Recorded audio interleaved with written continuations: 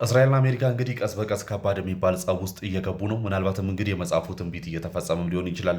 ማለትም እስራኤል ከመላው ዓለም ተነጥላ አይሶሌት የምትሆንበት ጊዜና እንዲሁም ደግሞ ብቻዋን የቀረውን ዓለም ፌስ የምታደርግበት ጊዜ እየደረሰ ያለም ይመስላል። አሁን እንግዲህ ዶናልድ ትራምፕ ስለ እስራኤል የተናገሩትን ትናንትና ነግሬያችኋለሁ።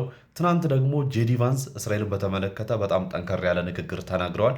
ከንግግሩ በፊት ግን በመጀመሪያ ደረጃ እዚህ ደረጃ ያደረሳቸው ነገር ምንድን ነው? የጄዲ ቫንስ የንግግራቸው መነሻ ምንድን ነው የሚለውን እንይ።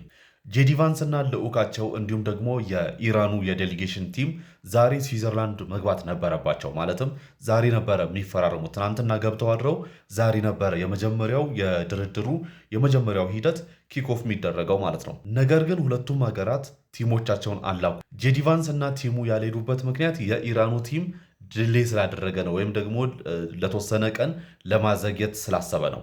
የኢራኑ ቲም ታዲያ ለምንድን ነው ወደ ስዊዘርላንድ ያልሄደው ደግሞ ካላችሁ እስራኤል አሁንም ሂዝቦላ ላይ ጥቃት እየፈጸመች ስለሆነ ነው። ታዲያ በዚህ ጉዳይ በጣም የተበሳጩት ጄዲ ቫንስ በትናንትናው ዕለት እንግዲህ ጋዜጣዊ መግለጫ ሰጥተው ነበረ። ምን ብሏል መሰላችሁ?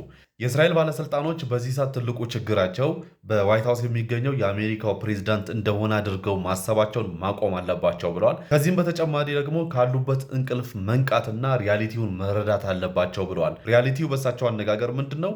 አንደኛ በዚህ ሰዓት እስራኤል የቀረቻት ብቸኛ ፓወርፉል የምትባል አላይ ሀገር አሜሪካ ብቻ ናት አሉ። ከዚህም በመቀጠል ጄዲ ቫንስ ምን ብሏል መሰላችሁ? በዚህ ሰዓት እኔ የእስራኤል ካቢኔ ሜምበር ብሆን ወይም ደግሞ የእስራኤል መንግስት ካቢኔ አባል ብሆን አንድ የቀረችኝን ብቸኛ ፓወርፉል የምትባል ሀገር እና አጋር ሀገር አላስቀየምም ብሏል። ታዲያ ጄዲ ቫንስ እዚህ ጋር ብቻ አላበቁም። ባሳለፍናቸው 3 ወር ውስጥ ብሏል። ማለትም በጦርነት ውስጥ መካከል ማለት ነው እስራኤልን ከጠበቋት የጦር መሳሪያዎች መካከል 2/3ኛው በአሜሪካውያን እጅ የተሰሩና በአሜሪካውያን ታክስፔየር ፈንድ የተደረጉ ወይም ደግሞ የአሜሪካውያን ታክስፔየሮች የከፈሉባቸው የጦር መሳሪያዎች ናቸው ብለዋል።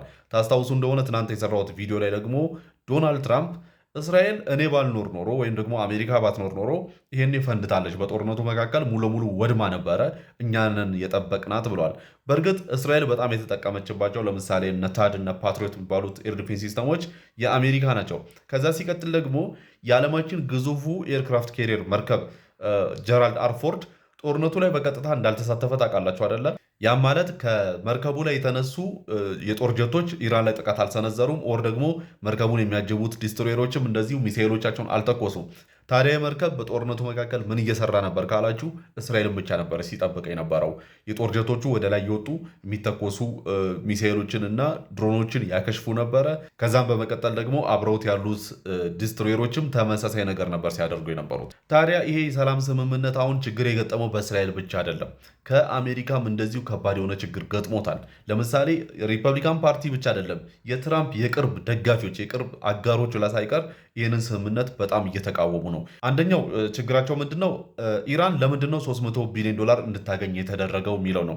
ዶናልድ ትራምፕ እንግዲህ ደጋግመው ከአሜሪካ ካዝና ከመንግስት ካዝና የሚወጣ አይደለም፣ የታክስፔሩ ገንዘብ አይደለም፣ የኢንቨስትመንት ገንዘብ ነው እያሉ ደጋግመው ለማስረዳት ቢሞክሩ እንደ ሪፐብሊካኖቹ አቋም ደግሞ ኢራን ይህንን ገንዘብ በዚህም ሆነ በዛ ማግኘት የለባትም የሚል አቋም ነው ያላቸው። ሁለተኛው ሳንክሽን ለምንድን ነው የሚነሳላት የሚለውም ሌላ አሁን በጣም መከራከሪያ ሀሳብ ሆኗል። ሳንክሽኑ ሊነሳ ፈጽሞ አይገባም እያሉ ነው። እንግዲህ እነዚህ ሁሉ ነገሮች ተደማምረው አሁን ይሄ የሰላም ስምምነት በጣም አደጋ ውስጥ እንዲገባ እያደረጉት ነው።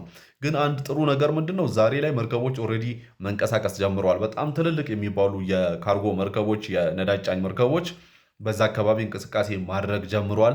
እንግዲህ ከ110 ቀናት በኋላ ለመጀመሪያ ጊዜ ማለት ነው በነፃነት መንቀሳቀስ ጀምሯል። ያ ማለት ግን ሙሉ ለሙሉ ኦፕሬሽናል ሆኗል ማለት አይደለም። ያው ፈንጆ የሌለበት መስመር ቀጭን መስመር ስለሆነች በዛች መስመር ነው የሚያልፉት፣ ኤፊሽንሲው ይቀንሳል። ነገር ግን በሰላም ስትሬት ኦፍ ሆርሙዝን እያለፉ ነው።